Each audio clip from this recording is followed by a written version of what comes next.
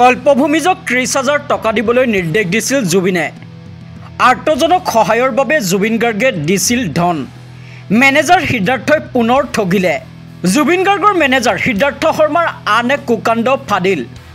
ঈশ্বৰৰ পুত্ৰ জুবিন গাৰ্গৰ চাটোৰ দৰে থকা সিদ্ধাৰ্থ শৰ্মাৰ কুকৰ্ম ফাদিল হৈয়ে আছে। পুনৰ হ'ল ফাদিল। জুবিন গাৰ্গৰ কাষতে থাকি প্ৰাণৰ শিল্পীগৰাকীক লুটি পুতি খাইছিল সিদ্ধাৰ্থ শৰ্মাই।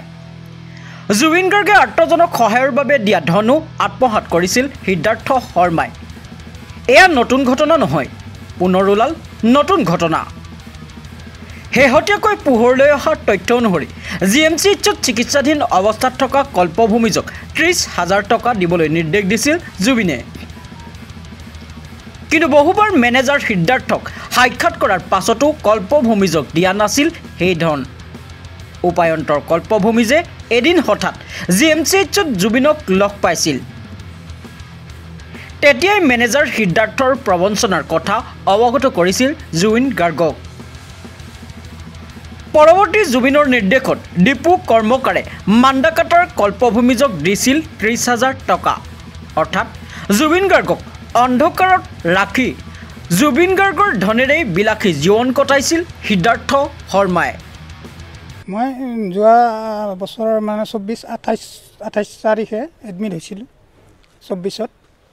আৰু এডমিট হোৱাৰ পাছত তাৰমানে মই বহুদিনেই মেডিকেলত এডমিট হ'লোঁ। ১০ তাৰিখে মোৰ তাৰমানে ৰিলিজ হৈছিল। ১০ তাৰিখে ৰিলিজ হোৱাৰ আগত তাৰমানে মই এডমিট হোৱাৰ আগত মই অলপ পইচা পাতি নোহোৱাৰ কাৰণে অসুবিধাৰ কাৰণে লাঞ্চৰ প্ৰব্লেম আছিল। মানে জুবিনদাৰ ওচৰত মই গৈছিলোঁ, জুবিনদাক লগ পাইছিলোঁ। লগ পাওঁতে কৈছিলোঁ যে মোক অকণমান সহায় কৰক।